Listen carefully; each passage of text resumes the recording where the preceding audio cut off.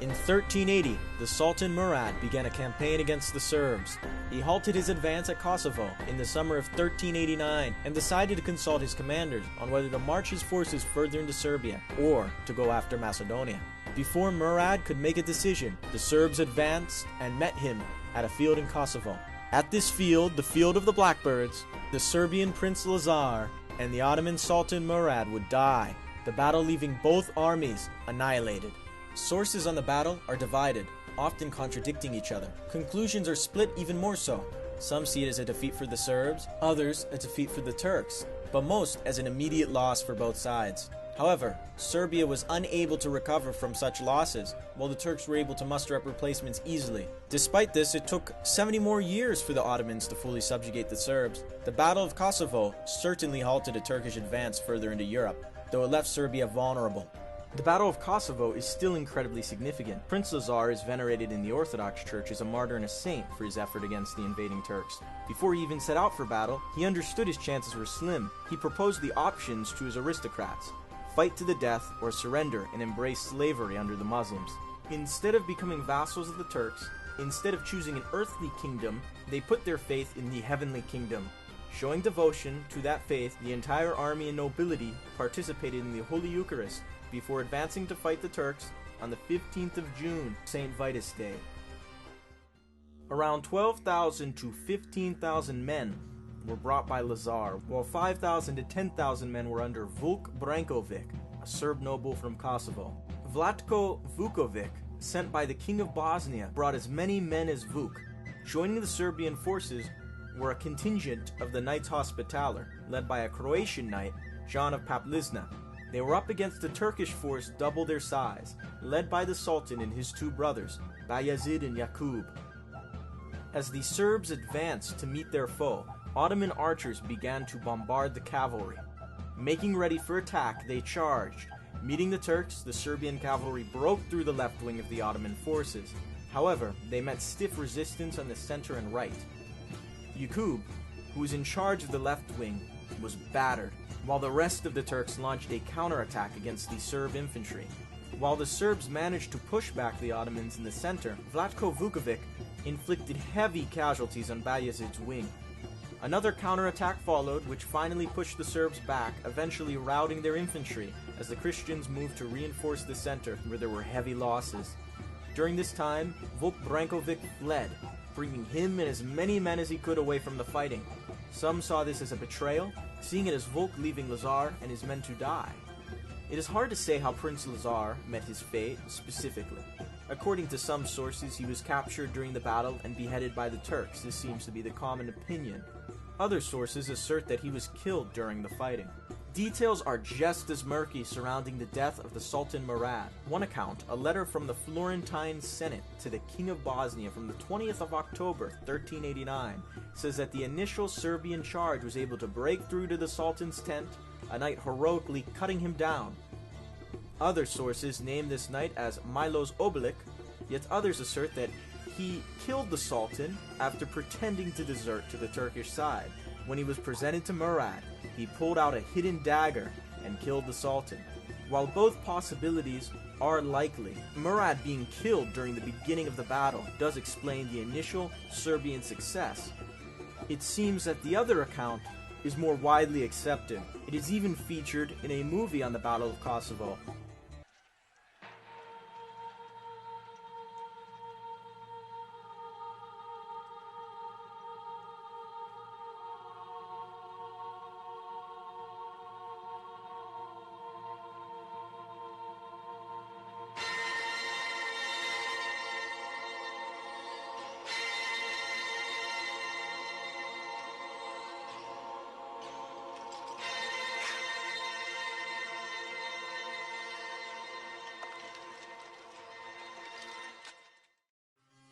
With Lazar martyred in the field and the Sultan dead, both armies left shattered. What was left of the Serbian nobility made a desperate attempt to either preserve their power or prepare for the return of the Ottomans. The Serbian King of Bosnia declared the battle a victory, however, sending letters out to other Christian leaders, receiving congratulations in response. Despite the effort and sacrifice at Kosovo, Serbs on the border with the Turks began to feel the Ottoman pressure. These Serbian nobles even wed their daughters to Bayezid, the new sultan who had secured his position by strangling his brother Yakub. One of those daughters was Lazar's own. Just as depressing is the compromise of Malika, Lazar's widow, the regent for Lazar's son Stefan. She willingly made his inheritance into a tributary state of the Ottomans, just a year following the battle in 1390, submitting what his father had left for him to the Turk.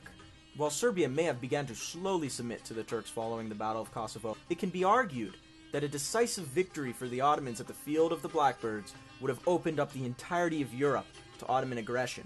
When the Turks fully subjugated Serbia 70 years later, they used it as a base to besiege Vienna in 1529. Without the sacrifice at Kosovo, the Turks would have been able to arrive at the gates of Vienna much earlier than 1529. A weaker Europe at that time may have failed at repelling the Turks, opening yet another floodgate for Muslim expansion into the Christian world. The Serbs at Kosovo stalled the Ottomans. They may have not contained further Muslim expansion for very long, but they put a stop to the Turks' momentum. This battle has enormous cultural significance for the Serbs, and certainly gave them strength against further submission to the Ottomans in the form of religious conversion. With a long history of fighting back the Muslim Turks, the Serbs were able to maintain their faith and their culture, not wanting to betray their church and their country. Unlike other subjects of the Ottomans, they stuck to their traditions despite hundreds of years of subjugation, oppression, and persecution. The concept of the earthly kingdom and the heavenly kingdom is one important to all Christians, as we live in godless societies. We must not give up our faith to secure our worldly goals. While the Bosniaks and Albanians gave up their salvation for earthly rights, other Europeans under Ottoman occupation pursued the kingdom of God first and foremost. We must adopt this mindset today. Put your faith in God first. Do not give up Christ for temporary gain. I originally planned to use the Hymn of the Kosovo Heroes as a backdrop for this video. However, I instead decided to end with it. Give it a listen and follow along with the translation, as it explains the cultural and religious significance of the Battle of Kosovo for the Serbs.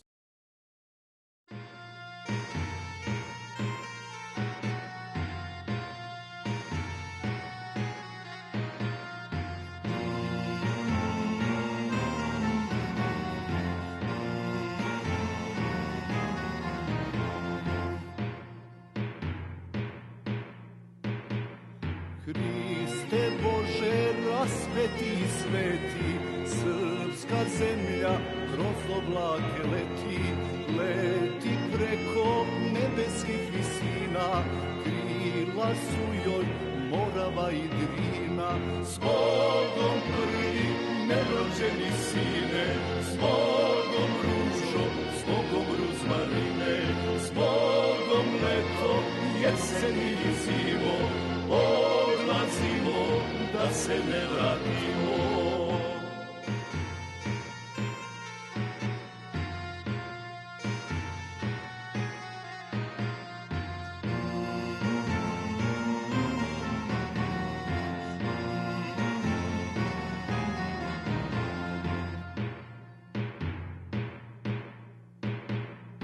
Na tri sveto i na tri sastavno odlazimo na Kosovo ravno, odlazimo na suđeno mesto, s Bogom majko, sestro i nevesto, s Bogom prvi nerođeni sine, s Bogom ružo, s Bogom ruzmarine, s Bogom leto, jesen i zimo, odlazimo da se ne vratimo.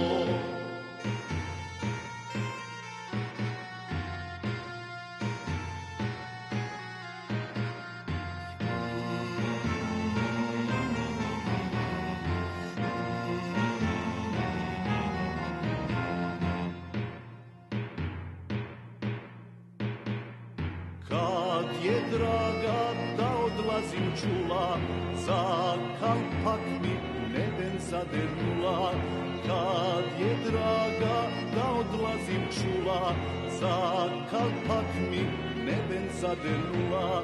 Zbogom prvi nerođeni sine, zbogom ružo, zbogom ruzmarine, zbogom leto, jeseni i zimo, odlazimo da se ne vratimo.